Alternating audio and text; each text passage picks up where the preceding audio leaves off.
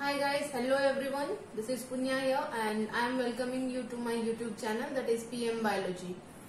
So last part was part 9 in which we covered double fertilization.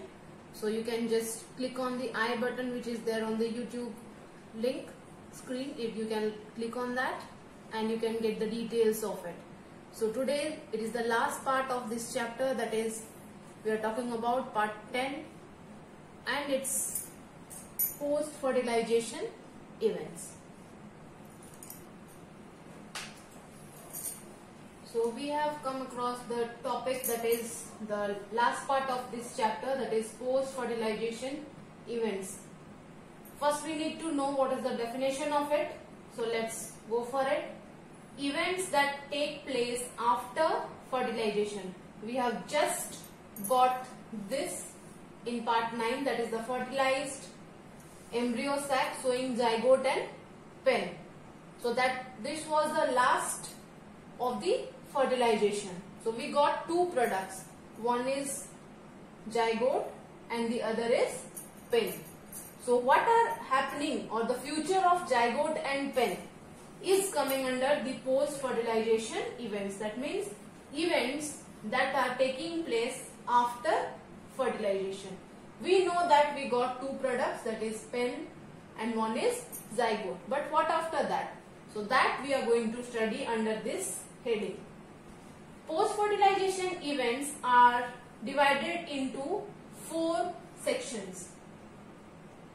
First is development of endosperm from primary endosperm nucleus.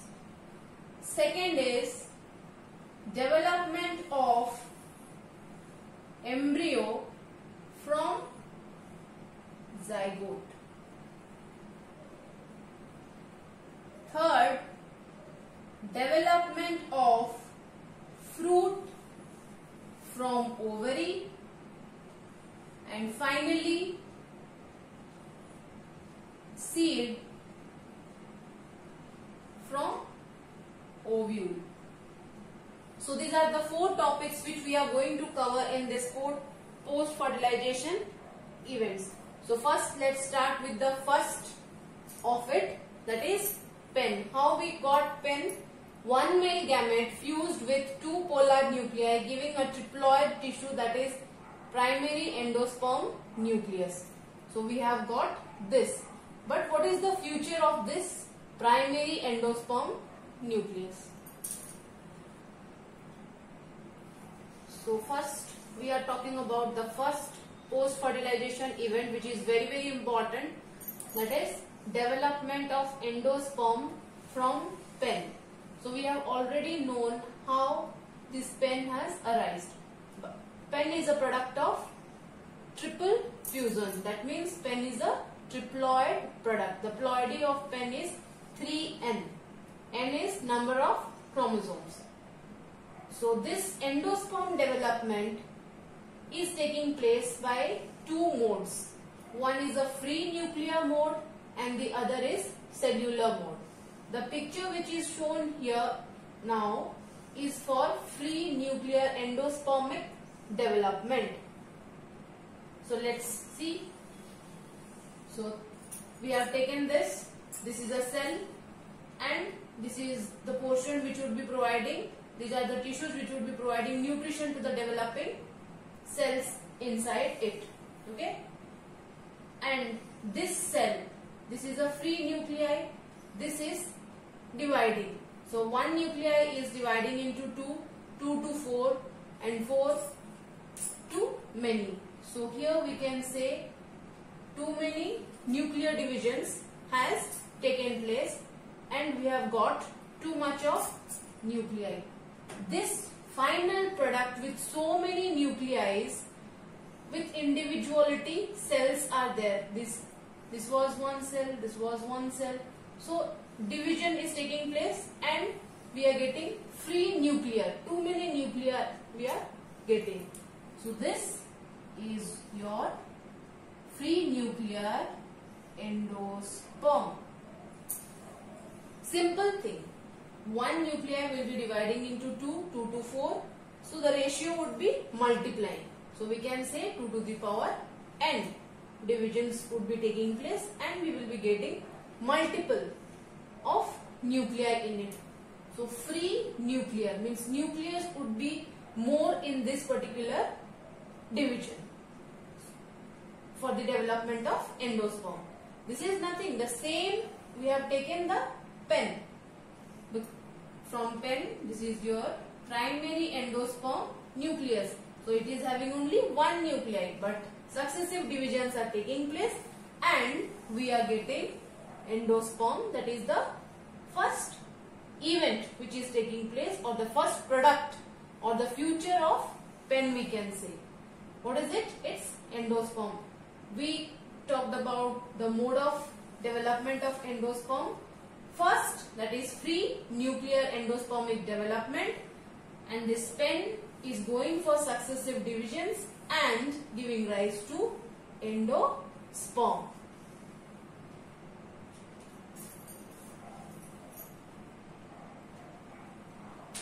So now we have just read about free nuclear. Now we are going for the second mode of endospermic development, that is cellular mode. Here also the end product would be endosperm, but the mode would be different. In the first case it was free nuclear, means we were just getting too many nuclei in a particular cell, but here see, with the nuclei particular wall formations are there. So cellular, in cellular we have taken pen. Pen we know it's a triploid product, it is a triple fusion product, hence it is called triploid, and the ploidy is 3n. So now the pen is again dividing successively, but here once this cell is dividing, it is going through wall. This structure are the wall formations which are taking place. Now after two successive divisions, because one will be giving rise to 2, 2 would be giving rise to 4, and 4 would be giving rise to 8 cells. So now 8 cells are there, and this boundary which is there, those are the wall formations. Now we can account for too many divisions have taken place and see how this structure looked like. That means nuclei are bounded with a wall. So individuality of nucleus is also seen over here. Very fine dotted structures are seen here. These fine dotted structures, these are what? These are nuclei, but the rectangle forms or square forms which you are seeing, those are the cellular wall formation. Now we can get the endosperm, which is the final product of the first post-fertilization event, that is development of endosperm from pen. So we have taken pen and we went for two modes of it. One is free nuclear and the other is cellular. The best example to cite in a single plant where we can see free nuclear also and cellular mode of development also is coconut. Your tender coconut is example, we can say the tender coconut. Tender coconut would be the example of free nuclear endospermic development, whereas the kernel of coconut would be accounting for cellular mode of endospermic development. So next we are moving towards the second part of the post-fertilization event, that is the second event, development of embryo from zygote. You can just recall, in the fertilized embryo sac we got one pen and the other was zygote. So now this zygote is dividing and final product would be your embryo. So these are the phases how the zygote is developing into a mature embryo.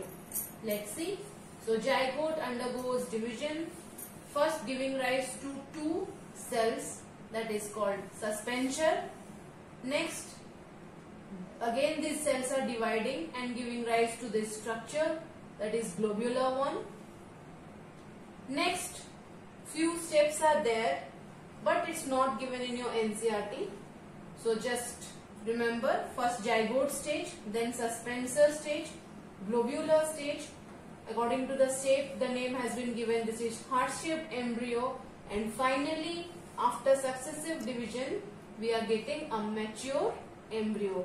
Now, this embryo can be of two types. It can be a monocot embryo or a dicot embryo. The diagram which is given here is having two cotyledons. That means this is the diagram of a dicot mature embryo. Di means two, cot word is related or derived from the word cotyledon. That means it would be having two cells. Mono means single cotyledon.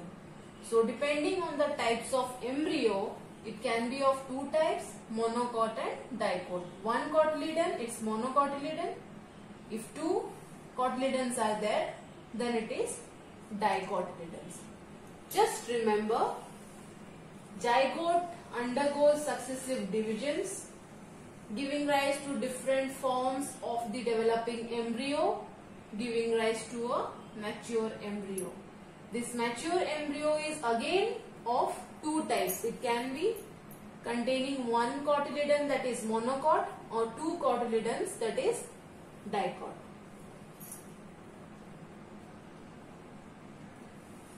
So just we have ended up with the structure, that is embryo, mature embryo from zygote. We were continuing.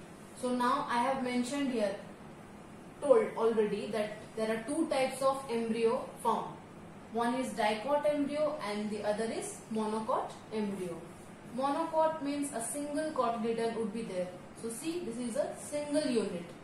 When we are counting for this, this is one unit and this is one unit. So here two cotyledons are there. So the name dicot. Here a single entity is there. So it is monocot. So embryo are of two types, dicot and monocot. The product which we get from zygote is a mature embryo, and that embryo is mostly found in two types, dicot and monocot. That means these dicot embryos are found in dicotyledonous plants, monocot embryo are found in monocotyledonous plants. Let's see the structure for it. This whole arrangement is called the embryonal axis. This embryonal axis is formed of two parts. One is radicle and the other is plumule. So embryonal axis in each and every plant would be arising from two structures. One is radicle and the other is plumule. This radicle would be giving rise to your root system. Plumule will give rise to your shoot system. Okay. So now let's go to the diagram in detail. So see, this is this portion. This portion which is heading downwards, that is the radicle. This radicle would be giving rise to the root system in a plant. This portion is the root cap. We know that when root system arises, there are certain parts of it. What are the parts of this root system? Root system consists of a primary root, a secondary root, then root cap and root hairs. So the whole root system consists of this. The primary root undergoes division and they will be giving rise to secondary roots. So same here, this is embryonic stage. So dicot embryo will be containing only radicle and root cap. Next see, plumule is mentioned over there. So plumule is what?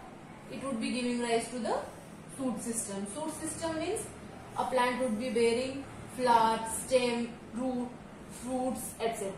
Okay. So plumule. This plumule portion or the part which give rise to plumule is called epicotyle.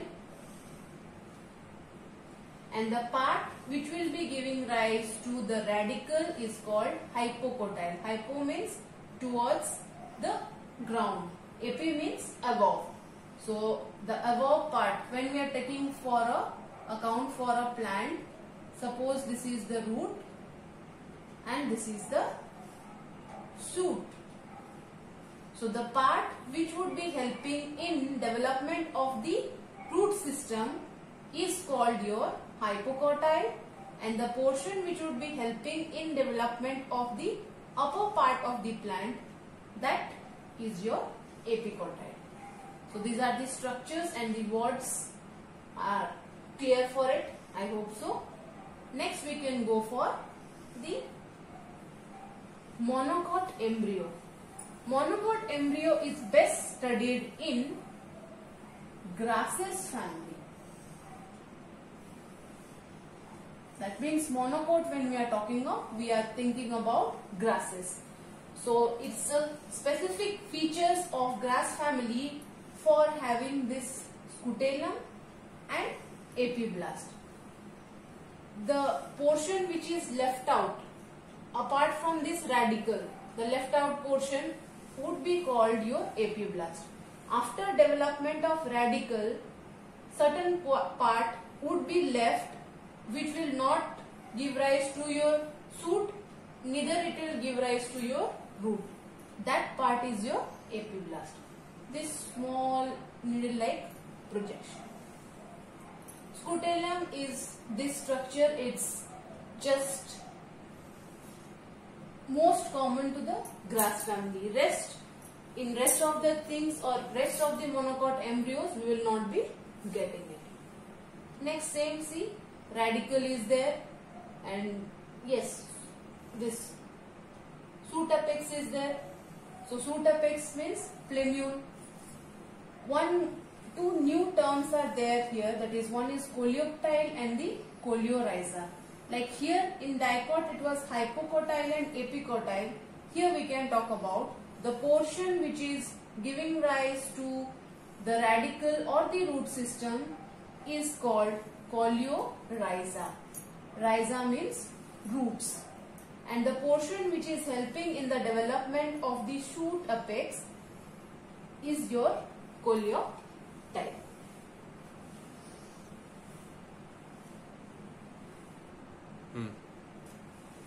So the third part of this post-fertilization events is development of fruit from ovary. So how from an ovary we are getting fruit? So we can say a ripened ovary give rises to fruit, and every fruit is having a outer covering. That outer covering of the fruit or the fruit wall is called pericarp. If any fruit you can take, this is, suppose this is an apple. So this is the outer covering of the apple and two seeds are present over here. If we take a section of it, so we can think this outer wall is called your pericarp. Now there are fruits of two types, or we can say fruits are divided into two types. One is basically, it's called true fruits. Fruits which develop from ovary. Development of fruits which are taken from the ovary are considered as your true fruits. Most fruits are true fruits, but there are certain fruits which do not develop from ovary. Not from ovary. They develop from any other part of the flower other than ovary. It can be thalamus, it can be floral parts, or any other part, but not from ovary. So false fruit means it would not be developing from ovary. Other than ovary, it can develop from any other part of a flower. Best example in our day-to-day life which we can account for, we know, is apple. Apple is a false fruit because it develops from thalamus of a flower. It's interesting to know that apple, which we love to have and we on a daily basis we call it as a fruit, actually it's a false fruit because it is developed from thalamus. Okay, so now we know ovary is there and some fruits are developing not from the ovary. Another type of fruit is also there. What is it? It is parthenocarpic fruits. Certain fruits are there which develop without fertilization, and the product would be, we are getting seedless grapes. That is the best example which we can cite for this. So development of fruits without fertilization is your parthenocarpic fruits.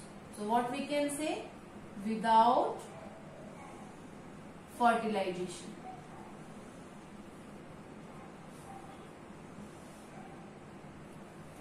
Okay, those are your parthenocarpic fruits.